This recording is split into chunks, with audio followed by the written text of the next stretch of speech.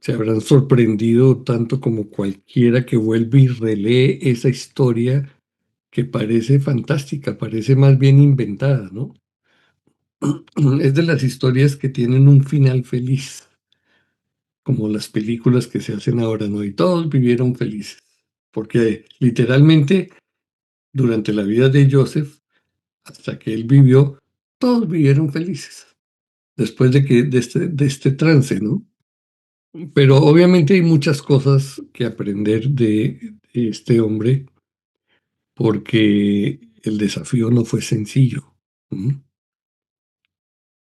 Nosotros hablamos de cosas difíciles, duras en nuestras vidas, pero no sé qué tan duras hayan sido cuando nos comparamos con lo que le sucedió a él, de ser traicionado por sus propios hermanos, vendido, no simplemente abandonado, no simplemente menospreciado, sino vendido como si fuera una cosa, un objeto. Y luego ya conocemos la historia de cómo llega él a Egipto y entonces comienza todo este proceso de subir y bajar. Cae luego en desgracia en las manos de la esposa de Potifar y para la cárcel, más abajo todavía. Y ella vuelve a levantarse otra vez. Entonces ya es jefe de, pues, organizando todas las cosas, en fin. El copero no es fiel en su promesa y se queda otro tiempo indefinido ahí. Sabemos que fueron 2 años, pero él no lo sabía cuánto tiempo iba a ser. Podrían ser el resto de su vida. ¿Y qué efecto hubiera tenido las palabras del copero con el rey si tan simplemente en aquella ocasión le hubiera dicho, uy, si sabe que allá hubo un muchacho que nos contó tal cosas? Ah, bueno, no hubiera pasado nada porque el rey no tenía ninguna necesidad de que le interpretaran sueños en ese momento. Y quizás hubiera echado en el olvido también el asunto. Fue 2 años después entonces que, porque Dios está manejando el asunto, opera en la vida de Joseph, de Faraón, le da los sueños y resalta a Joseph como el personaje central. Lo que vemos allí es un hombre que ha sabido superar el trauma de la traición, que no se ha dejado atrapar en la, en el lazo de la amargura, cosa que nos sucede a muchos de nosotros. De pronto usted maneja algunos recuerdos todavía de su niñez, de su adolescencia, de su vida adulta, de su vida matrimonial, donde su cónyuge hizo algo que no debería, no necesariamente que haya llegado a la infidelidad, pero de pronto le mintió, de pronto maltrata a su familia, a la familia suya, sus padres, sus hermanos, en fin, tantas cosas que pueden suceder. Y guardamos eso, ¿no? Entonces, la mayoría de los hogares de las parejas con que nosotros hablamos normalmente están royendo recuerdos, rumiando recuerdos de cosas que pasaron hace años.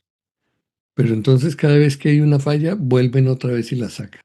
Ah, pero es que se acuerda de usted hace 20 años, hace tanto, cuando vivíamos no sé dónde, lo que usted me dijo y lo que pasó y cómo me respondió y cómo me trató. O sea, atrapados en esas cadenas que no les dejan levantar el vuelo para alcanzar las alturas para las cuales el Padre nos diseñó. Y entonces, siendo que nos han sido alas para volar y sobreponernos a todas las dificultades, no, a pesar de que las tenemos, andamos como serpientes, reptando ahí entre el polvo, revolcándonos entre el mugre, los recuerdos, porque nos gusta eso, ¿sí? Hacernos las víctimas y cada vez que tenemos la oportunidad sacar esa victimización a la luz. Entonces, no, Joseph lo encontramos en otra actitud. Realmente él tuvo que haber sido un hombre de comunión íntima con Jehová. Ahí no tenemos, estas son las oraciones que Joseph hizo, ¿sí? Porque si no, todo el mundo estaría, uy, hágase esa oración que esa es efectiva. No, ni nos dice que Joseph oraba 3 veces al día, no lo dice. Nosotros deducimos que había una intimidad entre Joseph y Jehová por los resultados de su vida, por sus frutos los conoceréis. Joseph es un buen modelo del que no habla, pero que vive. Y así debiéramos ser nosotros, menos cacareo de que, ay, que yo soy de las raíces y que yo soy de Yeshua y que no sé qué, y más vida al estilo de él, que se proyecte, que impacte la vida, que ilumine las tinieblas en donde nos estamos moviendo. Bueno, eso fue lo que hizo Joseph. No guardó rencor por lo que había acontecido, no guardó rencor con el copero, no hizo reclamo alguno en ningún sentido, no se vanaglorió de nada, simplemente actuó. El padre le dijo, bueno, es tu momento estelar, vienes delante de Faraón, habla y no calles.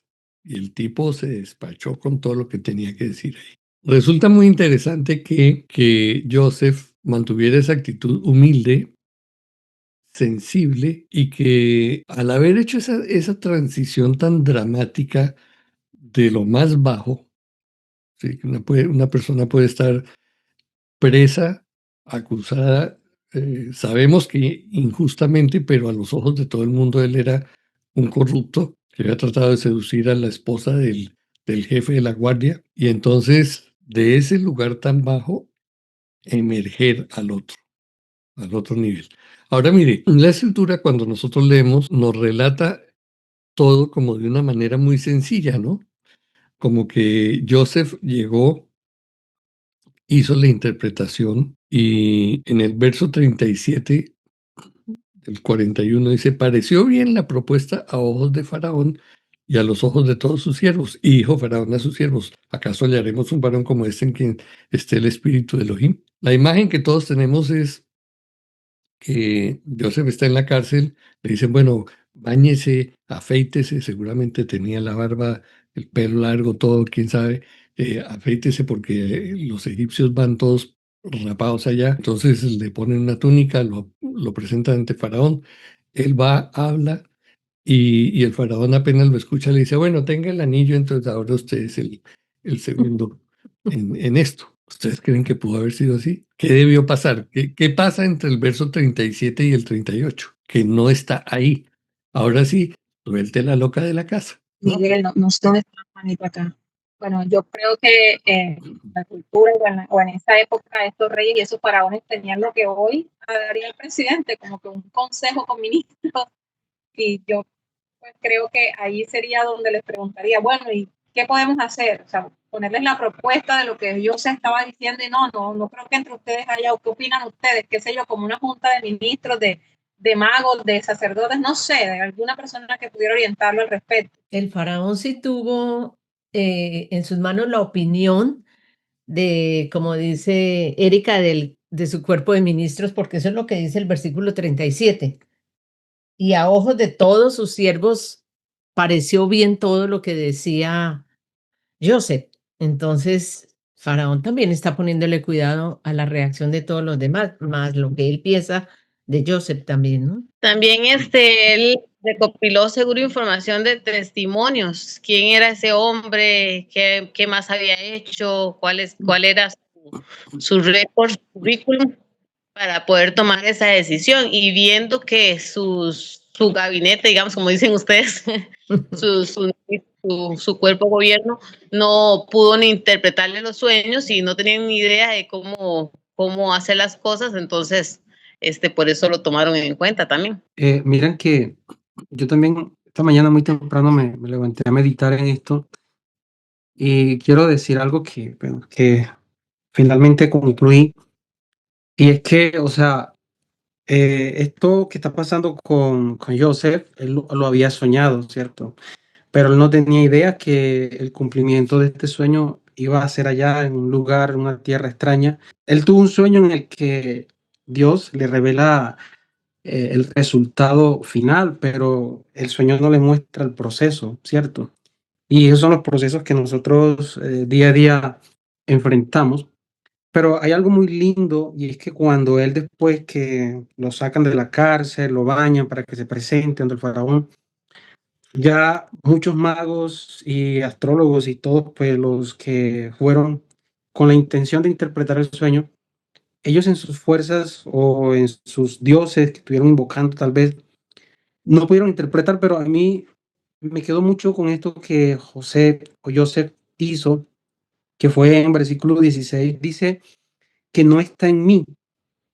Dios será el que dé respuesta. O sea, vemos que Joseph está poniendo primero a Dios ante que él o sus capacidades o sus dones o lo que él, de lo que él sepa. Entonces, eso es lo que permite, y ese es el testimonio que Joseph está mostrando constantemente, porque ya en el versículo, en el 38, es donde dice que ¿acaso hallaremos a otro hombre como este en quien esté el Espíritu de Dios? O sea, ya ellos se están dando cuenta de que está el testimonio vivo de Dios y que Joseph está poniendo primeramente a Dios delante. Ahora, a nosotros, en todo lo que hemos visto de la historia y cuando, sobre todo el Éxodo, narra mucho, habla de mucho de Faraón, es el mismo Jehová que está interviniendo en muchas cosas en cuanto a lo que va a pasar. Y aquí vemos desde ya el mismo Jehová mostrándole sueños al faraón y el mismo Jehová usando a Joseph como ese salvador que necesita en ese momento esa nación. Entonces yo creo que aquí el que está moviendo el hilo, está moviendo todo, es Jehová. Sí, así es. Pero estamos tratando de descubrir qué fue lo que sucedió entre esa revelación del sueño y el nombramiento de él, ¿cierto? Pero todo eso que están anotando cuenta, David. Bueno, en mi análisis de la lectura, yo veo algunas cosas bien importantes. La primera es que la gente que el faraón tenía a su alrededor para este tipo de situaciones no supo darle una respuesta. Y yo creo que a mucho riesgo, algunos quizás se atrevió a decirle, mira, significa esto o esto otro, sabiendo que si no era así, le podía costar el trabajo, el puesto. Y más bien yo creo que se abstuvieron de emitir opiniones, aun cuando otro libro dice algunas interpretaciones. Pero en el caso de Joseph, yo veo que, como decía Erika, el faraón estando rodeado de su corte, de gente cercana a él, ministros tal vez de diferentes áreas de su gobierno, consejeros en diferentes temas, surge la voz del copero. Y eso me llama a mí la atención, de que a veces las personas con menos rango, que están desempeñando una labor más bien sencilla dentro de estos núcleos de poder, tienen la oportunidad de llegar a las más altas esferas y pueden ser escuchados. Y yo creo que este es el caso de Joseph. Se tuvo que haber tejido toda una red ahí alrededor antes de que Joseph llegara a la posición que llegó. Como bien dijiste tú, es imposible que Faraón le haya dicho cuando lo vio toma el anillo, era el segundo a cargo. No, no. Tenía primero Faraón que determinar si era la persona que realmente le tenía una respuesta. ¿Cuáles son los testimonios que hay que pudieron haber inclinado la balanza a favor de Joseph? ¿Quiénes pudieron haber sido consultados que dieron buen testimonio respecto de él? Potifar, el que lo tuvo Potifar, primero en su obviamente. casa. Sí. Sí, Potifar tuvo que haber dicho, bueno, sí, mire, realmente ese tipo como administrador es increíble. No sabemos qué tan confiado estaba Potifar en su esposa. No sabemos si le habían llegado ya con rumores o él se había pillado por ahí que ella era como sinvergüenzona. Y entonces simplemente por razón de su posición le tocó mandar a Joseph a la cárcel. No lo sabemos, pero lo que sí sabemos es que durante varios años quizás, porque recuerden que Joseph llegó allá como un muchachito que llegó a servir y de nuevo, no fue que de la noche a la mañana escaló y se volvió el principal en la casa de Potifar. Tuvo que haber ido aprendiendo poco a poco las tareas que había que hacer, demostrar que tenía capacidad, que tenía iniciativa, que era organizador, buen administrador, y con el paso de los meses y quizás años llegó a la posición donde la esposa lo codició. Entonces, uno de los testimonios que tuvo que haber estado allí fue el de Potifar. A todas estas, más adelante se dice que la esposa de Joseph es hija de Potifera. Algunos de los sabios piensan que es el mismo Potifar. Otros piensan que es una persona diferente. El caso es que, como hubiese sido, uno de esos testimonios era el de Potifar. ¿Y cuál otro? Porque hay otro testimonio, que pesa mucho también ahí. No está expresado, pero tal vez el carcelero también dio testimonio, el jefe de la cárcel. Obviamente, ¿cierto? El jefe de la cárcel también da un testimonio allí. Seguramente que lo dieron, porque la pregunta obvia era, bueno, ¿este muchacho quién es? ¿De dónde salió? ¿Cuánto hace que está por acá? ¿Cuánto hace que está? ¿De dónde Sí, viene? sí, Todo, sí. todo, no la investigación, hacer la inteligencia de quién es este tipo, pues, ¿de dónde Sí. viene? Entonces, después de que sale todo a la luz, finalmente sí, ok, lo nombra como tal. Se evidencia que el copero fue con una previa investigación para darle todos los pormenores y hacer sacar a alguien de la cárcel para llevarlo frente a alguien. Bueno, Frente ese fue el tercer testimonio, más bien el primero, ¿cierto? Claro. el O sea, primero, sabemos sí. que hay 3 testimonios, el del copero, Ujú. porque él es el que le dice, sí, hay un hombre que sabe interpretar, que hizo esto y esto a favor mío, listo, punto a favor. Tenemos 3 testimonios de personas, ¿sí? Que son los fundamentales.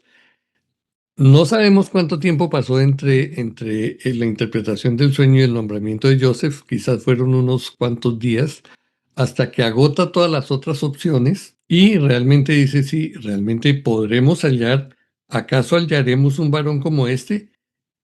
En quien, además de todo, está el espíritu de Elohim. En todo hay unos procesos. Ahora, la posición que se le da a Joseph es asombrosa porque ni siquiera queda bajo la autoridad de ese cuerpo de ministros, por llamarlo así. Entonces, mire, vamos a nombrar a este tipo, pero ustedes se van a encargar de supervisarlo a él. No, él va a estar por encima de ellos.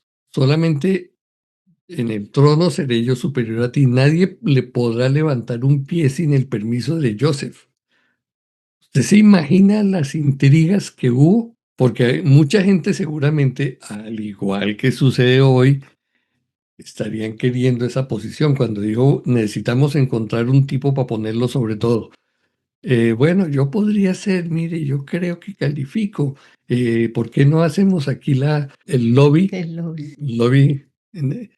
Y seguramente todos estuvieron unos a favor de otros. Mire, yo recomiendo a este, yo recomiendo al otro. Mi hijo es muy bueno, mi tío, mi papá, mi hermano. Pero finalmente Faraón dice, este es el hombre, está por encima de todo el mundo, lo viste, le pone un collar, le da su anillo de autoridad total, lo saca, lo hace que recorra la ciudad allí y que toda la gente se postre ante él. ¿Usted se imagina el caso de la esposa de Potifar, cómo se sintió? ¿Qué pensaría ella? ¿Qué pensaría usted si fuera la esposa de Potifar? Dice, uy, no, yo nunca le hubiera propuesto nada a ese muchacho.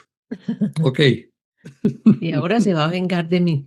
Ah, claro, claro, uy, ahora este tipo me las va a cobrar, porque ella sabe que lo hundió injustamente. Exacto. Entonces, de alguna manera, tiene todo el poder, está sobre el esposo de ella. Ujú. Pues los puede sacar de ahí. No puedo dejar de pensar en todas las implicaciones políticas que tuvo este nombramiento.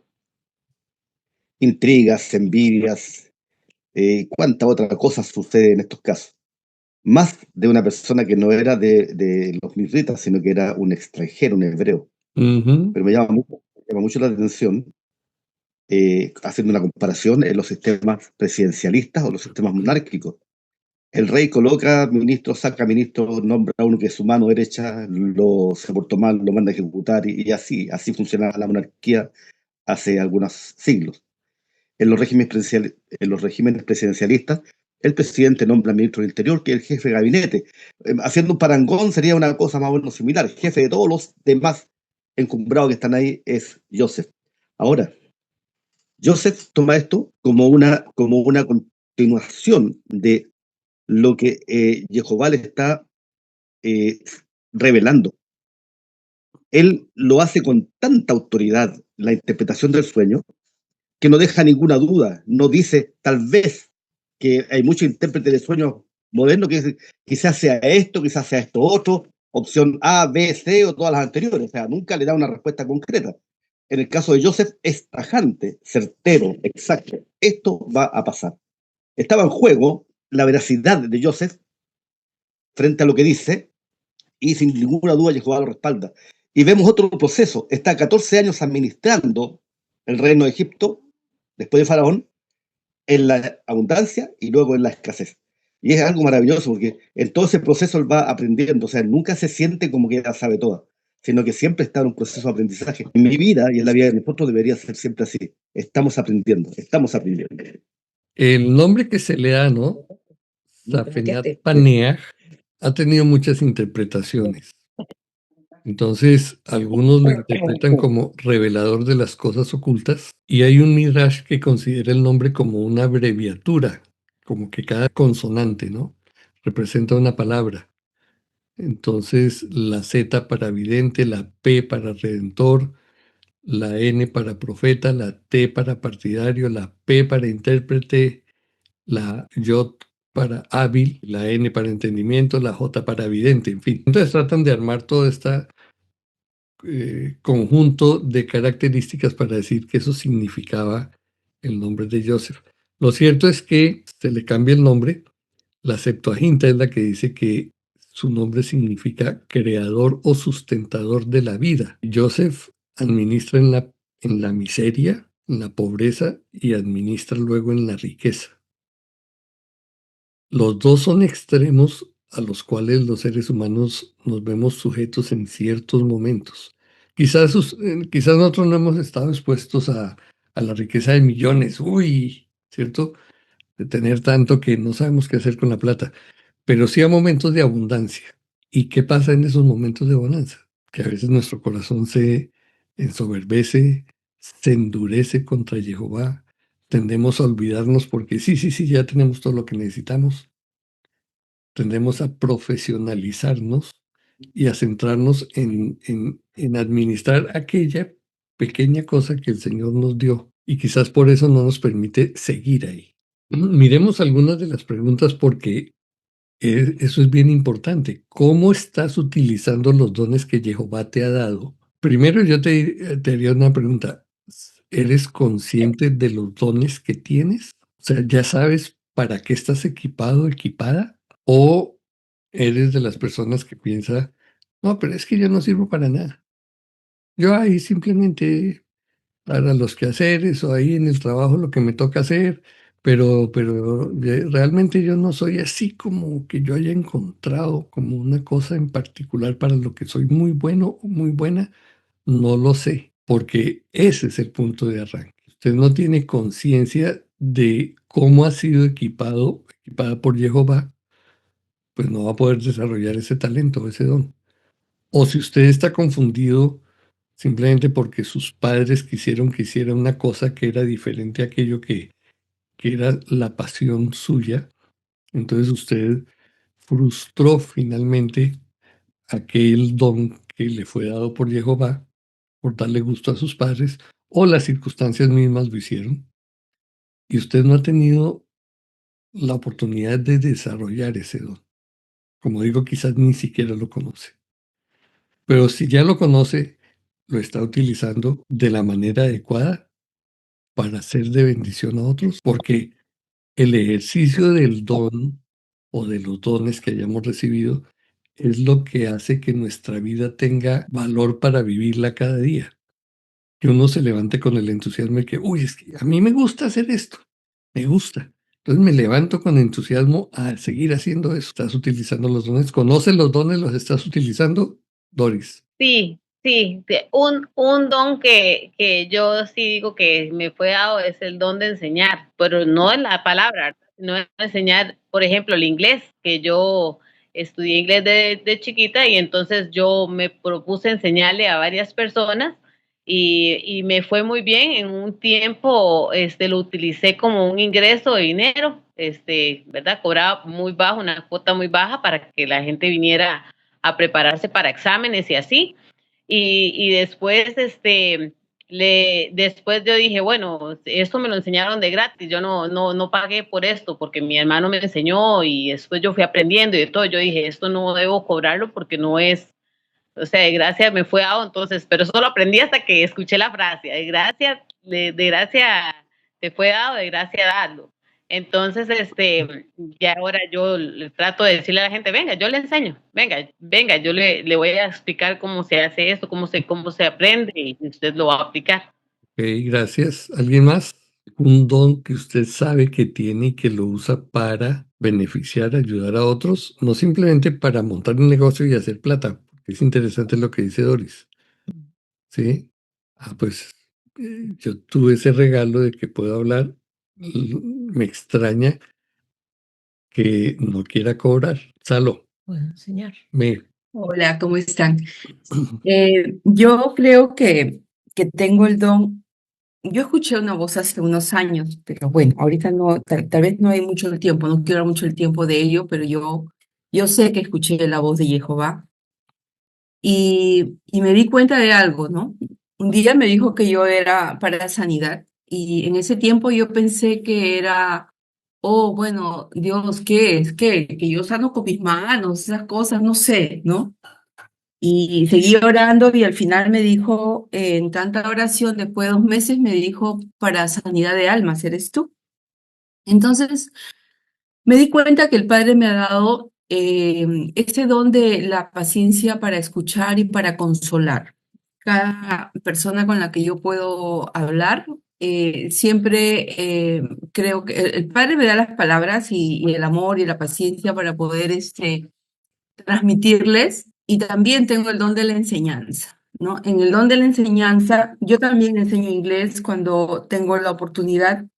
Hace años lo hacía más seguido, ahora hago un trabajo de servicio al cliente, corredores, real estate, que realmente que siento que no me da la oportunidad de aplicarlo mucho. Sí, eso es lo que puedo aportar. Bueno, poner los dones al servicio de nuestro Padre. Entonces ya saben, si alguien quiere perfeccionar su inglés, háblense con Doris. Sí, con Salomé y con Doris. Con Salomé. Sí. Bueno, Noemí, adelante. Yo creo que a mí el Padre me ha dado, pues no sé si es la gracia, es el don de poder tener la gracia con las demás personas, o sea, ser amigos. Me es fácil interactuar con las personas, me es fácil escuchar y que aprendan. No todos escuchan la palabra del Señor. Me es fácil interactuar con las personas, o sea, yo creo que yo no lo entendía, pero desde siempre, desde niña, eh, me es fácil tener amigos, me es fácil interactuar con las personas, platicar, escucharlas, que me escuchen. No todos reciben la palabra, pero muchas personas sí alcanzan a escuchar y a saber. Pero eso yo creo que es un don, es una gracia que el Padre te da de poder ser amigos. Qué bueno. David. En lo personal, el Padre me ha bendecido. Y desde hace muchos años, yo entendí que el don que el Padre me dio es poder, podríamos llamarlo, gente que me conoce me dice, tú tienes el don de la palabra, ¿ya? Sin embargo, lo que me llama la atención es que no hay mayor problema, dada una circunstancia cualquiera, en entablar, como decía recién Noemí, una conversación con alguien y llegar al punto de mostrarle la fe. Eso yo realmente lo considero un don de Dios, porque no todos se les da con tanta facilidad. Y también en lo cotidiano, en lo secular, entiendo como un don, el que el Padre a mí me ha dado la habilidad de hacer cualquier cosa. Desde un trabajo de carpintería hasta uno de electricidad, de gafitería, lo que sea. Y aun cuando lo he hecho antes algo, me resulta fácil hacerlo. No me queda mal, me queda bien. De hecho, la gente a las cuales le he hecho algún trabajo, siempre me han dicho que bien, me gusta cómo usted trabaja. Y yo no tengo estudios ni de electricidad, ni de carpintería, ni de gafitería, sin embargo lo puedo hacer. Porque yo me dediqué a estudiar otra cosa, me dediqué siempre al tema comercial. Y en el tema comercial también ese don se manifiesta, ese don de comunicar, de convencer, de vender. Bueno, a uno a veces lo puede mal usar también. Entonces, siempre tenemos dones. Ahora el asunto es, evalúese usted mismo, porque lo que usted hace en su diario vivir, en vez de disfrutarlo, es una carga. Evalúe porque de pronto usted no está no está sintonizado donde debe estar. Está forzándose a hacer algo para lo cual el Señor no le llamó. Porque cuando uno está haciendo su trabajo de acuerdo a esas habilidades del Padre que ha puesto en uno, las cosas son diferentes. No que no haya problemas, siempre los hay. Pero aún esos retos uno se siente estimulado para resolverlos y para crecer a través de eso. No, te quería preguntar eso porque a veces uno tiene sus días. Hay días en que uno se siente, por ejemplo, en el trabajo súper y muy bien, pero hay otros días en que hay unos charrones que uno dice, ay, Dios mío, ¿yo qué hago aquí? O sea, ¿cómo equilibrar eso? Porque lo último que dijiste a mí me pasa. Y a mí uno fluye en cosas y a veces estoy muy animada y digo, uff, tan chévere poder hacer esto, servirle a la gente, solucionar, pero hay otros días en que yo digo, quiero salir corriendo. O sea, ¿cómo equilibrar eso? Sí, lo que pasa es que si uno tiene el don de algo, como dije, no significa que no va a haber las dificultades, porque precisamente el desarrollo del don se logra a través de las pruebas y los problemas. Cuando nosotros tenemos una dificultad, un reto en el área que nos gusta trabajar, eso normalmente lo motiva a uno para decir, bueno, esto tiene que resolverse de alguna manera. ¿Sí? Y se esfuerza uno en investigar y trabajar y encontrar la solución. Y una vez que uno la encuentra, se siente muy bien, porque ha crecido a través de eso. La otra actitud que uno puede tomar es, uy, no, este problema no, yo mejor saco el cuerpo y me devuelvo y me voy para otro lado. Huirle a eso. Pero entonces nunca vas a crecer. El hecho de que uno esté disfrutando en los tiempos en que todo funciona, pues es una indicación de que estamos en el lugar correcto. Y el hecho de poder encontrar solución a los problemas que aparecen también. Pero tal vez debemos cambiar el chip de la mente respecto de que los problemas son parte de este entrenamiento, son necesarios y son buenos, son convenientes. Entonces ya cuando uno cierra la puerta de la queja, sino que sí, ok, esto está terrible, pero me toca resolverlo de alguna manera, uno pone toda la energía y va para adelante. Pero sí, es normal que uno tenga sentimientos, ojo con lo que estoy diciendo, sentimientos negativos de querer dejar atrás lo que uno está haciendo, pero son sentimientos. Y si nosotros hemos tomado una decisión intelectual clara, he podido identificar esto es mi don, esto es lo mío, esos sentimientos que van y vienen no les puedo dejar que me manejen. Es la diferencia entre vivir por los sentimientos y vivir por principios. Se tomó una decisión, sabe que está equipado, entonces vámonos adelante. La segunda pregunta: ¿qué decisiones estás tomando hoy para prepararte para tiempos difíciles? Porque una de las cosas que hace Joseph es, mire, se viene una debacle, pero hay la oportunidad de hacer algo. Joseph no solo interpretó su sueño, sino que propuso una estrategia para enfrentar la crisis. Tienes visión espiritual y responsabilidad práctica para lo que viene, para lo que puede venir. Todos nosotros vivimos, en este momento no hay ningún país que dé ninguna garantía. En todas partes hay zozobra, hay incertidumbre, por decirlo así. ¿Cómo, de acuerdo a esto que el Señor nos permite discernir, de acuerdo a la profecía que vemos, a lo que está sucediendo en Medio Oriente? Acuérdense que Israel es el reloj que marca el final de los tiempos. Acuérdense que Israel es el canario del minero y estamos viendo que las cosas se están ajustando allá. Van a venir dificultades, van a venir cosas tenaces. ¿Qué estamos haciendo nosotros para todo eso, Erika?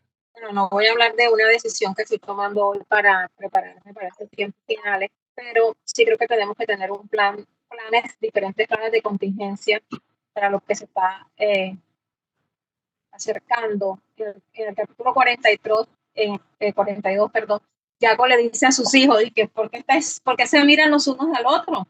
Hagan algo. Entonces, A mí me llama mucho la atención esto, bajen a Egipto, hagan algo, porque a veces cuando estamos frente a estas situaciones, nos bloqueamos, nos quedamos como sin una ruta, un plan de contingencia, que vamos a hacer, cómo nos vamos a mover. Y cuando yo escuchaba a Leia Yaco diciendo eso, me imaginaba a ellos quizás no esperaban que viniera el hambre, no estaban preparados. Yo creo que Jehová está permitiendo que los creyentes a nivel mundial estemos viviendo diferentes pruebas. Y algo que ha llegado a mi mente es que son las mismas a nivel mundial, que hay familias que están viviendo lo que yo estoy viviendo y que así sucesivamente están pasando con muchas familias más. Entonces, veo la importancia de pensar con cabeza fría, no ser tan reactivos, sino más bien aprender a tomar decisiones y poder armar como qué hago ahora o cómo actúo de esta forma. A veces la loca de la casa me atormenta con muchas circunstancias y leí en estos días que el cerebro, eso es lo que hace frente a una incertidumbre, como tiene vías de rescate o tiene plan para salvarnos, lo que hace es mandar todo lo negativo. Entonces, ante un temor, él te empieza a decir, sí, se va a suicidar de esta y de esta manera, por ejemplo. Entonces, en ese momento es importante también tener una decisión de qué voy a hacer frente a esto que estoy viviendo. Y siempre es tenerlo claro para que en el momento de la crisis como tal, yo pueda hacer uso de eso que ya he pensado y he planificado. En el momento del desastre, saber qué es lo que voy a buscar o qué es lo que voy a hacer. Entonces, esa pregunta me confrontó mucho y creo que es muy importante que lo tengamos en cuenta. Eso quería decir. Gracias. Evidentemente, todos nosotros nos enfrentamos a diferentes tipos de riesgos. No todos son los mismos, no es que no, ahora salga usted a comprar frijoles y arroz para guardar ahí para 6 meses. No, quizás su problema no sea ese, quizás su problema se resuelve comprando una escopeta o haciendo cualquier otro tipo de cosa preventiva. Por ejemplo, nosotros allá en la montaña tuvimos que comprar un arma. En el caso de cada uno sabrá lo que tiene que hacer. Usted tiene familiares, por ejemplo, los que tienen padres que están envejeciendo o que ya han envejecido, que están en una condición crítica. Nos ha compartido eso Salomé y también Doris. Usted tiene, sí o sí, tiene que hablar con sus hermanos para tomar decisiones radicales al respecto. Tienen que hablar con su padre o su madre, quien esté acá, quien sea que la tiene a cargo, para tocar temas que son dolorosos, que son incómodos, pero toca hablar sobre eso. ¿A ti cómo te gustaría que fuera tu sepelio? Porque en el momento del sepelio van a haber los hermanos que van a querer una cosa y los otros que van a querer otra. Y por ahí comienzan los problemas. Y si tiene alguna cosita, bueno, ¿qué quieres que hagamos con esto que te pertenece a ti? Una vez que tú partas, ¿qué te gustaría que hiciéramos? ¿Que lo regalemos a los pobres? ¿Que se los deje al nieto, al sobrino? ¿A quién? Todos esos son temas difíciles de tratar, pero es parte de prever un futuro que es ineludible. Comprende que toca resolverlo. Entonces, cuando he oído cantidad de personas que luego que suceden esas partidas, dicen, ay, pero es que nosotros no le preguntamos, pero fue que nosotros no se nos ocurrió. No, es que ninguno fue capaz de decirle, y mire el problema ahora que tenemos. Entonces, no, mire, ore y trate el asunto. Y lo mismo en cualquier otra área. No estamos hablando necesariamente, como les dije, de una hambruna que venga. No, puede ser de muchos aspectos, de muchos casos, ¿sí? Y que uno tiene que prevenir para evitar caer en un hoyo que va a ser muy difícil salir de ahí. El preparacionismo respecto de lo que estás hablando es algo que lamentablemente no tendemos a tener en cuenta. Vivimos el día a día y vivimos pensando que jamás vamos a morir o vamos a tener problemas. Pero si atendemos a las señales, como tú bien dijiste, que están en la escritura y a los tiempos que se avecinan, no está mal tener cierto nivel de preparación. Cuando yo me vine de la capital de mi país acá a vivir al sur, lo hice con esa visión de salir de la ciudad.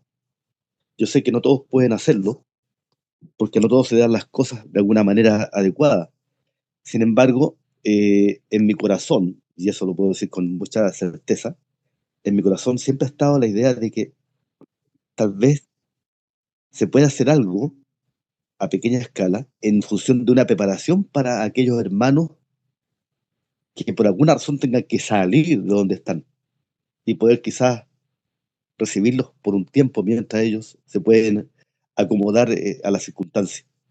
Y en esa misma idea, con otro hermano amigo acá, estábamos viendo construir unas cabañitas muy simples que serían como la respuesta más básica a una situación de esa de naturaleza, emergencia. de emergencia. Claro, porque yo creo que ese tiempo en algún momento puede llegar y podemos vernos enfrentados a eso. Tener, aunque no haya energía eléctrica, aunque no haya agua potable, tener las formas de generar una respuesta para esas necesidades. Por ejemplo, la recolección del agua, lluvia, eso se puede aprovechar. Acá en el sur de Chile hay mucha lluvia. El tema de la energía eólica. Yo estoy pensando seriamente en reemplazar el auto que tengo, comprarme un auto que tenga un motor a petróleo, a diésel, porque el diésel es mucho menos riesgoso para guardar una reserva que la gasolina. Entonces, ver forma, tener un grupo electrógeno, no sé. Yo creo que en cierta medida la escritura y lo que está pasando nos está indicando de que los tiempos que estamos viviendo, que ya son críticos, se podrían poner mucho más complejos. Así es. Entonces, bueno, ese aspecto del carácter de Joseph, que dice, bueno, vamos a prepararnos en los tiempos de abundancia para los tiempos de escasez, es una lección que nosotros necesitamos tomar para que en la situación en la que nos encontremos podamos sacar provecho de eso. Yo creo que, o sea, le encuentro toda la razón al hermano David, a todo lo que han dicho de cómo prepararnos y una de las cosas importantes también es buscar estar cerca de los que guardamos Torah ante una situación de peligro. Buscar personas de confianza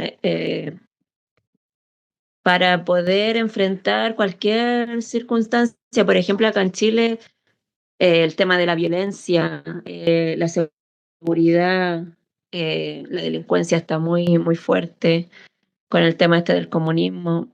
Y como decía el hermano David, juntar agua, sembrar. Tenemos que volver al principio de alguna manera, a tener un escape, un plan de escape, como decía usted también, aprender a defendernos, tener armas en nuestro hogar. Tenemos que aprender a defendernos. Nosotros como mujeres también tenemos que entrenar y estar preparadas ante cualquier circunstancia.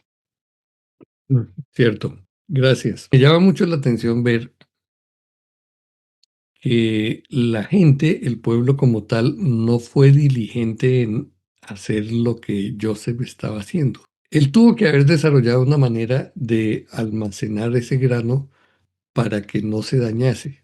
No era simplemente guárdelo por ahí, porque se va a llenar muy fácilmente de animales y se puede perder.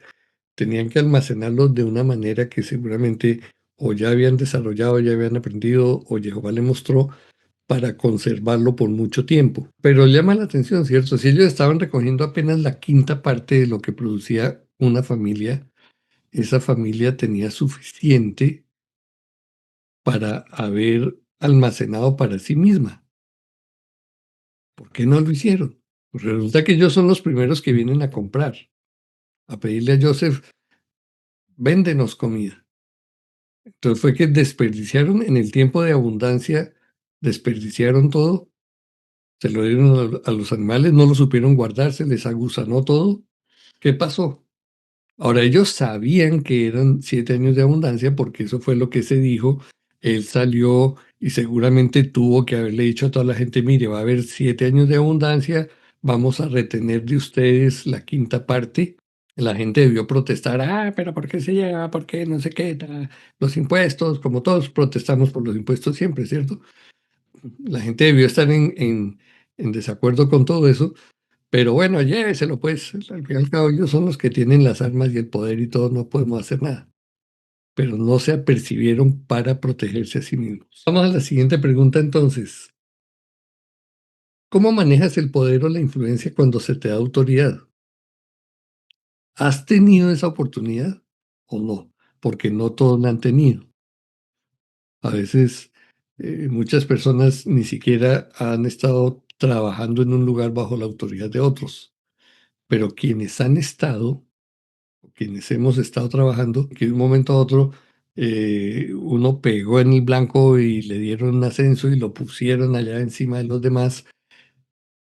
Si te ha sucedido eso, si fuiste empleado y después montaste tu propia empresa, Gerson, sí, o no sé quién más que yo conozca aquí, a ver quién miro, David, Miguel, sí, personas que en un momento fueron empleados, pero que después dijeron, no, yo ya no quiero ser empleado, quiero ser esclavo independiente. Sí. Porque no es que sea libre, ¿no? Ahora es esclavo independiente, no tiene que rendirle cuenta a nadie, pero igual tiene que estar ahí cuidando el negocio y velando por los empleados ahora y todo eso. Pero entonces ahora que está en una posición de autoridad, ¿cómo actúa? ¿Qué hace? ¿Cómo trata a la gente? ¿Se acuerda cómo lo maltrataban a usted? ¿Cómo lo menospreciaban o cómo le pagaban injustamente? Y usted aprendió de eso para hacer lo mismo. Ah, ahora les voy a hacer lo que me hacían a mí. O usted realmente tiene otro estándar para tratar a la gente de otra manera. Si alguno ha tenido esa experiencia, brevemente comparta cómo maneja el poder o la influencia cuando se le da la autoridad, Boris. Bueno, en mi caso, yo no, yo he aprendido de mi esposo, porque eso sí tiene, él vino y hizo las casas de alquiler, ¿verdad? Nosotros tenemos 2 casas y un apartamento de alquiler, y cuando él propuso, digamos, qué íbamos a cobrar, entonces yo me basaba a los demás, ¿verdad? Ok, bueno, esa casa es grande y son tanto, ¿verdad? Por ¿cómo usted le va a cobrar a la gente? Por eso es que la gente viene aquí y se va. ¿Cómo usted va a ser tan usurera? No, nosotros tenemos que bajar el precio. Y yo, pero Román, pero usted, acuérdese que lo estamos dando con, no, y le vamos a dar con la luz, el agua, el cable, que en eso sí él es muy de ponerse en los pies de los demás. Yo sufrí mucho cuando estaba chiquito y cuando alquilábamos, y no, papá, eso va así ese precio. Y de verdad, vea, tenemos con nosotros, las personas que tenemos están largo tiempo con nosotros porque es un precio que sí se puede llevar. Entonces, de eso sí he aprendido de él. Él me dice, piense en lo que los demás sufren, en lo que los demás tienen. Muy bonito ese ejemplo. ¿Alguno que haya recibido autoridad, influencia? Ahora usted que está ya subido en el curubo, en la posición, en el trono, ahora usted, ¿cómo se comporta? ¿Cómo, si le hiciéramos una encuesta en este momento a sus subalternos, qué dirían de usted? Uy, esa bruja, ese esclavista, ¿qué dirían? O no, realmente, mire, no, yo a ese tipo, a esa persona le trabajo porque, ¿para qué? Es muy justo, es muy buena gente. ¿Alguien más? Si ha estado en las posiciones de autoridad, pero no se siente con libertad, entonces haga los correctivos para que el año entrante pueda hablar. Sí. Ahora, esto tiene que ver también en el hogar, ¿no? Hay muchos de ustedes, las que son mamás, ustedes están en una posición de autoridad. Entonces, ¿cómo trata a los hijos? ¿Como esclavos? Tráigame, haga esto, lo otro. ¿O está buscando ayudarles a crecer, a desarrollar sus dones, a que sean mejores personas, respeta las diferencias que tienen ellos? ¿Cómo opera usted como papá o como mamá? Eso es importante. Sandra. Bueno, yo les cuento mi testimonio. Yo que tengo autoridad en mi empresa, bueno, yo he venido de un hogar, comienzo por ahí, que he visto siempre a mi familia, a mi mamá y a mis tías, que trataban a las empleadas mal, pues como seres así de tercer nivel, ¿no? O sea, que coman allá, coman el hueso, ese tipo de cosas, ¿no? Entonces, siempre me di cuenta cuando ya era niña y sentía incomodidad por esas cosas. Y cuando le decía a mi mamá, eran las peleas, ¿ya? Entonces, cuando ya yo me hice cargo de la casa de mi mamá, yo empecé a contratar a mis propias, mi empleada y la gente que trabajaba conmigo, y ya yo no dejaba, y eran peleas con mi mamá porque yo no dejaba que ella trate de esa manera, así tan despectivamente a las empleadas y etcétera. Entonces, eso me ayudó mucho, ya más que alguien me enseñara, porque mi papá siempre me decía, hay que tratar bien a la gente. Creo que me lo decía, no, o sea, por el ejemplo que él veía de mi mamá y trataba de enseñarme, ¿no? Pero él lo decía con palabras. Pero ya cuando fui teniendo mi empresa, aprendí a tratar, o sea, empecé a tratar a la gente bien, pues. Mi mamá siempre me dice, tú tratas a la gente, a tus empleados, como si fuesen iguales que tú. Y que son iguales que yo, son personas como yo. Y ahora en mi casa, yo no tengo en mi departamento yo vivo sola ahorita porque mi hijo ya salió y tengo dos empleadas que trabajan conmigo. No duermen en mi casa, pero vienen por el día. Y cuando yo almuerzo, ellas se sientan conmigo en la mesa, porque yo justo no puse un comedor de cocina ni nada de eso, porque yo dije, no, si son personas como yo, ¿para qué voy a poner comedor en la cocina para ellas, para las empleadas, y yo acá sola? No, ni que yo fuese que ya no estamos en la época de la esclavitud. Así que yo almuerzo acá con mis chicas y cuando viene el que limpia los vidrios también, se siente en mi mesa conmigo y ya, no, no, la verdad que no me hago problema. Así que, y trato a los jefes también que son de mi empresa, que yo soy autoridad de ellos, igual, tengo el trato igual con todos. Gracias a Dios que Él me ha dado esa sensibilidad hacia los más necesitados, ya porque es necesario, pues es importante también respetar a la gente y ponerse en el lugar de ellos, porque ya teniendo necesidades ya sufren bastante, ¿no? Seguramente tú ves el retorno de ese respeto. Ah, sí, siempre, siempre me agradecen, se acercan a mí, vienen, ay, creo que me ven cerca a ellos y siempre me lo dicen, o sea, no siempre, ¿no? Pero cuando hay alguna reunión me agradecen y me dicen que ya lo siento cerca a mí. Qué bonito eso. Las generaciones anteriores tendían a pensar así, que ese fue el Sí, caso mío también. En mi casa, mi abuela con la que yo viví, pues tenían a las empleadas del servicio, así como tú dices, ellas comían aparte, si venían a ver televisión, se sentaban en el piso, no en las sillas, ¿sí? Porque no, ellas son empleadas del servicio, son como de otra categoría, otro nivel. Y eso también me incomodaba a mí a pesar de que era muy pequeño, ¿no? Bueno, gracias por el testimonio, Sandra. Avancemos entonces. Otra situación se va a presentar en la vida de Joseph. Ahora, no sabemos, y él tampoco sabía cuánto tiempo iba a transcurrir hasta que aparecieran sus hermanos. Resulta curioso también que habiendo Joseph ascendido a esa posición, digamos que hubiera esperado 6 meses, un año, 2 años, ya para haberse ganado la confianza de Faraón y de todo su séquito ahí, para haberles dicho, yo quisiera ir a buscar a mi padre, yo quisiera volver a mi familia. ¿Se ha puesto usted a pensar que él no lo hizo? ¿Por qué no lo hizo? Porque él prefirió esperarse hasta que ellos vinieran a él. Yo estoy seguro que si le hubiera dicho a Faraón después de 2 o 3 años, que ya el tipo es enteramente confiable, que está teniendo esos resultados espectaculares, le hubiera dicho, me permite ir a buscar a mi padre, déjeme ir con un grupo de soldados, pues para que se aseguren de que yo voy a regresar, sí, si es el caso, porque quisiera saber de él dónde está. El faraón no lo hubiera negado. Pero por alguna razón eso no sucedió. O sea, el padre no puso eso en su corazón o se lo impidió sencillamente. Quizás el padre le dijo, espérate el tiempo en que tus hermanos van a venir aquí. Y esa narrativa cambia en la escritura, porque la manera como dice allí, en el verso 6, dice, llegaron los hermanos de José. No se refiere a ellos como llegaron los hijos de Jacob, sino llegaron los hermanos de José, dándonos un preámbulo del centro de toda la situación ahora va a ser otro, va a ser Joseph y la relación que él tiene con sus hermanos. Y entonces se comienza a desarrollar toda esa historia. ¿Qué haría usted si una situación como esa le ocurre cuando el pasado viene y se le presenta a usted?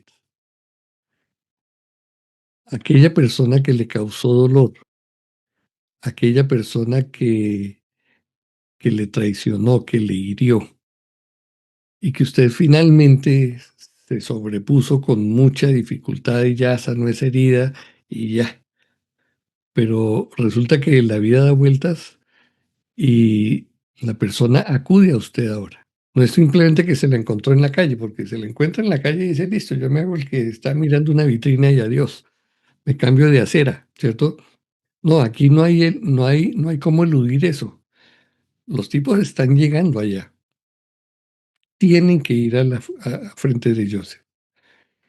Y es más, se postran delante de Joseph, cumpliendo el sueño original que él les había dicho a ellos. Y ellos no saben que lo están cumpliendo, pero él está en una posición donde podría haber dicho, aquí los tengo y los voy a pisotear y ahora sí me voy a vengar de ellos. Sabemos que no lo hizo, como que en algún momento sintió aquella situación porque los hace arrestar y, y los tiene 3 días bajo arresto y los acusa injustamente. Y entonces me parece que Joseph se toma esos 3 días para buscar la dirección de Dios. Señor, ¿yo qué hago? ¿Qué hago? Me doy a conocer a ellos, los retengo aquí. ¿Qué hago? Y la cosa se desarrolla de la manera como muy probablemente nuestro Padre lo dirigió a él a hacer. Pero usted, en las sandalias de Joseph o en su vida normal, si le ha reaparecido alguien de su pasado de una manera así, ¿usted qué haría? ¿Usted qué hace o qué hizo, Erika? Antes de ser mayor de edad, yo entré a trabajar en una droguería con una tía que tenía mucho dinero en ese tiempo, tenían varias droguerías y yo era muy niña, no sabía nada, me enseñaron a ser cajera, ella me llevó ahí y ella todos los días... Perdón. En Colombia llamamos droguería a las farmacias. Es que normalmente en los otros países, cuando se habla de droguería, es venta de drogas Menos mal que ilícitas. mal. Entonces, por eso aclaro. Ok, farmacia. Ella me puso en ese cargo de cajera y me enseñó porque ella les sustraía mucho dinero al esposo. Y siempre el esposo me preguntaba, ven, ¿por qué te descuadraste? Y ella me decía, usted no diga nada, que yo resuelvo eso. Al final yo quedé muy mal ante él porque él me dijo, o tú estás robando o algo pasó porque tú no logras dar con el cargo. Yo duré en ese cargo 2 años, pensé que me pagaban seguridad social, nunca me pagaron nada y yo salí por ratera, o sea, mi tía nunca dijo la verdad. Solamente mi mamá sabía la verdad y Dios. Yo salí pasado, después me casé, en fin, yo empecé a ser jefe de recursos humanos en una empresa española y entonces me enteré que nunca hubo un perdón, un disculpa, un nada. Ella siempre me dijo que yo no iba a tener problemas y al final ella también me echó porque no pudo sostener todo ese robo delante del marido, ¿no? Y ella pues tenía que quedar bien con el marido. Pasado muchos años, algunos diría yo 14 años, me entero que ellos quedaron en la ruina. Yo no la volví a ver más a pesar de que ella era hermana de mi mamá. Muy mal se comportó, o sea, muchas humillaciones, fue muy horrible todo. Y yo sané eso. Resulta que pasados 14 años más o menos, yo estoy en esa empresa, era una multinacional española, y me entero por mi mamá que me llama un día que les quitaron todo, que el banco llegó y ellos perdieron absolutamente todo y ellos pasaron de vivir en una casa muy bonita a vivir con mi abuela, que mi abuela vivía en un garaje de una casa de una tía. Y a mí eso me pareció muy terrible. Entonces empieza mi mamá a decirme que la ayudemos, que ella está muy mal económicamente, que mira, nunca me dijeron que estaba arrepentida, nunca ella me pidió disculpas ni perdón. Era una mujer que vestía de diseñadores y yo le decía, mami, ¿cómo la voy a ayudar aquí en el casino si aquí la única vacante que tengo y que le puede servir a ella es de servicios generales? Habla con ella y dile que si quiere. Ese día que ella llegó a la oficina, a mí me tocó hacerle la entrevista. La única oficina que no tenía cámaras era la mía, por tanto yo tenía que ser distante de los empleados porque estamos hablando de un casino. Y ella llegó y cuando ella empezó, no, doctora, buenas tardes, ¿cómo está? No me podían decir mi nombre, yo no podía tener contacto con los empleados, entonces todos me tenían que llamar de doctora. Y en ese momento que ella llega a hacer la entrevista conmigo y con mi jefe, que ese día estaba mi jefe de casualidad y ella llega, doctora, ¿cómo está? ¿Cómo le ha ido? Toda humilde, toda transformada. no deja de pasar por la mente de uno todas las humillaciones, todos los gritos, todas las ofensas de la forma tan vil que me sacaron, sabiendo yo que era inocente y todo el mundo. Y en ese momento uno tiene dos opciones, ¿no? O sea, recordar todo el proceso por donde Jehová lo ha traído y realmente mostrar que hemos perdonado. Pues yo en ese momento me tocó tratarla como una persona que no conocía porque yo no podía contratar familiares, o sea, yo me puse en riesgo por ella, entre otras cosas, pero como mi apellido con ella es de mamá, es mi segundo apellido, pues yo oré a Jehová y en vista de que tenía muchísimas necesidades, yo la contraté de servicios generales y me acuerdo la primera vez que le tocó ir a hacer aseo a mi oficina, ella se arrodilló, no para pedirme perdón, sino para llorar por la desgracia que estaba viviendo y cómo había caído. Yo la levanté, le dije que no se preocupara, que iba a salir adelante. Yo después de ahí salí pensionada de esa empresa y ella hasta hoy está ahí en el casino haciendo aseos. Fue muy duro para ella porque ella era muy humillativa, ella era a los empleados les revolvía la comida para ver si no se llevaban algo, para ver si no estaban robando. Y luego ella llegó a esa condición en la que le tocaba hacer baños, limpiar. Todos los días ella iba a la oficina a llorar. Me decía, sobrina, yo no aguanto esto. Y yo le decía, ánimo, por algo estás viviendo esto, pídele perdón a Dios. Nunca hubo una reconciliación. Ella nunca hasta hoy ha reconocido lo que me pasó. Y ella ha caído en desventura tras desventura, pero ahí está. Entonces es increíble cuando Jehová nos pone en una situación de esa, porque yo me sentía nerviosa, yo no sabía cómo me iba a enfrentar a ella después de tantos años, y así que cuando leí lo de Joseph, y ahora que ustedes están diciendo eso me acordé, pero es importante sanar las heridas, realmente reconocer que Jehová permitió todo eso en nuestras vidas por algo, y cuando nos presentemos ante una situación como la que yo tuve, yo me pude enseñorear de ella. Yo pude también ser humillativa, yo pude ponerla que me limpiara la oficina. De hecho, yo cambiaba los turnos de limpieza, cosa de que ella no me tuviera que limpiar la oficina, para que ella no se sintiera incómoda, no por mí, para que ella no se sintiera incómoda y pues traía a la otra señora de servicios generales porque ella lloraba mucho cuando le tocaba arrodillarse ahí donde estaba yo a limpiar porque los casinos son llenos de mucho lujo y de muchas alfombras. Entonces esas oficinas son muy lujosas y con unos vidrios y unas cosas. La mía era la que era más segura por el tema de recursos humanos. Entonces yo, para que ella no se sintiera tan mal, cambiaba los turnos de aseo para que la señora me hiciera el aseo y no ella, para que ella no se sintiera humillada, pero no porque yo quería humillarla. Entonces es increíble cómo Jehová nos pone ante esas circunstancias tan tremendas y yo creo que también lo hace probándonos a ver si en nuestro corazón todavía hay algo de enojo, de tristeza o de resentimiento hacia ellos. Y Así no, es. me pasó, Gracias, pero Erika. Juanita, Hola, buenos días a todos, shalom. Sí, yo tengo muchas experiencias, porque a veces cuando tienes puesto, a veces eres muy susceptible de las envidias y demás cosas. Pero bueno, el caso es que yo recuerdo cuando a mi esposo le dieron un puesto hace ya varios años, allá donde yo estaba, había una subdirectora que me lo trató mal, mal, mal, mal, mal. Pues yo me sentí así, bueno, dije, pues se siente muy mal porque pues está tratando a alguien que es parte de ti. Bueno, pasados los años, pues resulta que ella está en un lugar donde yo tengo autoridad sobre ella. Y dije, oye, así te quería ver. La verdad es que no puedo quitar de mi cabeza que sí lo pensé. Así ya estás donde quería, ¿no? Pero la verdad es que dije, tuve la oportunidad de maltratarla y yo dije, no, no voy a hacerlo. Digo, no, ese tiempo no andaba en este camino, pero dije, no, Dios, no me pusiste para maltratarla. Entonces yo voy a tratarla bien. La verdad es que me esmeré en tratarla bien y al final de cuentas, al final ella se tiene que ir y me dijo, y habló conmigo y me dijo, ¿sabes qué? Yo hice esto, hice aquello y no me esperaba un trato así de ti. Te agradezco mucho por eso. Entonces, eso es una de tantas experiencias que uno tiene por ahí. Gracias, eso quería gracias, compartir. Juanita, muy Muy bonito. bonito. Bueno, Gracias a ti. David, cortico porque nos queda una pregunta. Qué tremendo. Las acciones son más poderosas que las palabras. Ujú. Ay, sí, qué Lo que acaba de decir nuestra hermana es maravilloso. O sea, si uno está dispuesto a pagar con la misma moneda, bonito. Eso es un testimonio poderosísimo. Eso nada más. Tenía algo que contar, pero no lo voy a dejar pendiente. Ok, gracias. Último, ¿eres capaz de ver la mano de Jehová incluso en las heridas que otros te han causado? Joseph pudo haber buscado venganza, pero optó por probar y redimir. ¿Estás dejando que Jehová transforme el dolor en propósito?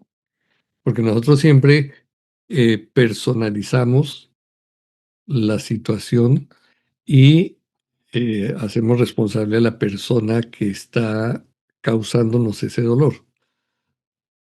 Y entonces difícilmente pensaríamos, no, pero ¿cómo Dios va a estar detrás de este? Como pensaría el pueblo de Israel cuando Nabucodonosor vino a llevarse los cautivos. ¿Acaso ellos pensaron, esto es por mano de Jehová? No, salieron a pelear con uñas y dientes porque esto no puede ser. Entonces, ¿cómo reaccionamos ante eso? Familias Rojas. Y tú hablando de eso, me acordé cuando un episodio al rey David hay alguien que lo maldice. ¿Qué pasa? Y David está en la mala y él lo está maldiciendo y los hombres de David le dicen, vamos y matamos a ese hombre porque ¿cómo hace esto con el rey? David le dice, no, déjenlo porque eso viene de parte de Jehová. Entonces, cuando esas cosas también vienen de parte del Padre para nosotros. Difícil, ¿no? Pero, ¿se acuerdan que hemos hablado sobre el concepto de la soberanía absoluta de Jehová? Y que les he dicho, mire, el concepto más liberador que hay para la vida de uno es entender y asimilar ese concepto de la soberanía absoluta. De que todo absolutamente, no hay nada que se escape de él. Y que nosotros, como tenemos una vida tan limitada, tan temporal, estamos enteramente en sus manos. Entonces, si reflexionamos permanentemente en ese hecho, estas circunstancias difíciles que nos están pasando, Miguel, Milagros, todo esto tan terrible, Erika, Wilmy, sí, todo esto tan tenaz, Dios está ahí. Y recuérdese, Dios, eso no nos sucede porque Dios estaba limpiándose el ojo y ¡bum! Pasó. No. El Padre sabe y tiene un propósito. Entonces siempre el derecho es volvernos a Él con ánimo pronto para decirle, Padre, esto me duele terrible. Hay que decírselo. Sí, hay que decírselo. ¿Para qué llegamos con una cara de que hay alabanza y gloria a Dios cuando estamos resentidos por dentro? No, hay que decírselo, Padre, esto me duele terriblemente, estoy confundido, confundida, no sé por dónde salir, no esperaba esto, me siento traicionado. Como dicen los salmos, ¿no? Aún el que metía su mano en el plato conmigo me ha traicionado, mira esto. O sea, ese nivel de traición que experimentó Yeshua, todo. Pero me vuelvo a ti porque solo tú eres un bálsamo que puede sanar esta herida, que puede ayudarme, si no lo puedo entender ahorita, por lo menos a sobrellevar y pasar esta situación. Necesitamos abandonarnos en las manos de Jehová incondicionalmente para poder ver la gloria suya en nuestra vida. Noemí y Doris. Sí, bueno, ahorita que escuchaba a Erika recordé algunas cosas.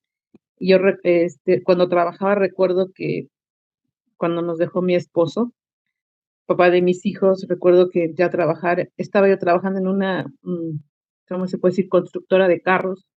Tenía un puesto de auditor, estaba yo muy bien. Mi hermana me decía, ¿por qué no entras a trabajar a la federación, para el gobierno? Yo decía, no, ¿qué te pasa? Yo gano más acá que allá. Y bueno, el chiste es cuando nos deja, pues era tanta mi necesidad y todavía no arreglaba yo papeles ni nada. Tuve que entrar de limpieza en una empresa. Y cuando me llaman para la entrevista, pues yo voy de traje sastre, con tacones, muy, muy linda. Y me aceptan, pero ya mi primer día, cuando ya estaba yo ahí precisamente en la federación, porque entré para la federación, me entregan una bata, una escoba y una cubeta. Y yo así, ¿no? mi ego, no sé, en ese momento no lo vi así, pero muy mal me puse. Y el chiste es que yo no entendía que el padre tenía un trabajo para conmigo. Todavía no andaba yo en raíces ni nada de esto. Y el chiste es que cuando me dan todo eso, empiezo a lavar baños, a sacar cubetas, todo lo que era limpieza. Y la cosa es que el padre me da gracia, me acuerdo mucho de José, porque el padre me da gracia y empiezo a ascender con los jefes, empiezo a hacer trabajitos aquí de oficina y me decían, es que tú tienes conocimientos de oficina, le decía yo sí, y empiezo a escalar un poquito, me dan la oportunidad y entro a trabajar y ahí llegué a ser la mano derecha de mi jefe durante casi 15 años y en ese momento yo no entendía todavía nada de que el padre me había llevado ahí con un propósito y tenía planes para bien de mí, sobre todo para mi familia, de sacarla adelante, de no depender de un trámite que no se podía dar de manutención para mis hijos. Y el padre me ayudó. Y pues lo digo aquí así con emoción porque hasta ahorita puedo ver que la mano de Dios ha estado conmigo. Qué bonito poder compartir todo eso. Mire, Sí, esos gracias. son historias de aliento para todos. No nos quedamos simplemente en la teoría, estamos viendo la práctica de lo que Dios ha hecho y está haciendo en la vida de cada uno. Doris. En mi caso, he tenido que renovar mi entendimiento de nuevo. He pasado estas 2 semanas de vacaciones, no me pude ir para la propiedad, no pudimos irnos, hubo muchas trabas, pero me centré en muchas cosas importantes, en pedirle a Jehová que me diera orden y dirección, porque yo sí estoy como en el central del cuidado de mami, ¿verdad? Entonces, al estar en el central del cuidado de mami, bueno, tengo la perspectiva de mi esposo, y tengo a todos mis hermanos queriendo darme órdenes sin ellos estar en la posición que yo estoy. Entonces, están en contra, somos 7 hermanos y todos están unos en contra de otros. Entonces, a mí la que me llaman me dice, ok, que fulanito tal cosa, que fulanito tal otra, ¿verdad? Entonces, en eso yo dije, me dice mi esposo, usted está demasiado estresada, sálgase de ahí ya, sálgase de ahí ya. Bueno, entonces me voy de vacaciones, ven a ver qué hacen, me voy y ya. Entonces, todavía, un día estos me estaba llamando mi hermano y me decía, necesito que les corte los alimentos a mis sobrinas. La situación es que mi mamá crió unas sobrinas mías, unas nietas de ella, y ella las tiene acaparadas como que fueran las hijas, pero más que ayuda, están absorbiendo. Mi mamá les paga la luz, el agua, el cable y la comida, y ellas no quieren ayudar en el cuidado de mami. Entonces, todos están encima mío, ¿verdad? Entonces yo ahora buscando y haciendo un plan, yo cómo copio a José, qué puedo hacer, cómo planeo, toda una estrategia. Entonces ha sido muy edificante. Esa es la historia de Joseph. La semana entrante ya vamos a mirar cómo es la revelación de él a sus hermanos y cómo hay otra cantidad de cosas que seguramente vamos a aprender allí. Agradecemos a nuestro Padre por eso. Padre, queremos bendecirte, honrarte, porque cada historia que escuchamos aquí es para gloria tuya. Realmente nos haces ver cómo cuidadosamente, tiernamente has extendido tu mano y has cuidado a cada uno de tus hijos, a cada una de tus familias. Padre, cada historia es tan asombrosa. Vemos cómo esta historia de Joseph en cierto sentido se repite con otros matices. Padre, gracias. Gracias por haber puesto en el corazón de Sandra desde niña el no conformarse con esta situación de injusticia del trato de los empleados, por la oportunidad que le diste a Juanita, a Noemí, de no tomar venganza sobre las personas, Señor. Y así en el caso de cada uno, Padre, tú has hecho cosas hermosas y te agradecemos por eso. Limpia nuestros corazones, Señor. Limpia nuestras mentes. Permite que podamos tener corazones sensibles a las necesidades de otros, que podamos extender la mano, que podamos ser generosos, que podamos apoyar, servir como lo hizo Yeshua. Muchas gracias por el modelo de nuestro Mesías. Gracias por el modelo de Joseph. Gracias, Padre. Hoy te encomendamos el resto de este día. Sí, Padre. Padre, una vez más oramos por la situación de Wilmis y la reunión que va a tener el jueves allá en el juzgado. Permite que él pueda cruzar a través de eso y que ese caso se cierre pronto, Señor. Que pueda él reconstruir su vida otra vez sin mayor trauma. Y gracias por cada uno, Señor, por lo que tú estás haciendo en la vida de cada uno. Te bendecimos, te agradecemos también por lo que estás haciendo en la vida de Miguel y Milagros, en la vida de la familia de Erika, Señor. Extiende tu misericordia para todos ellos.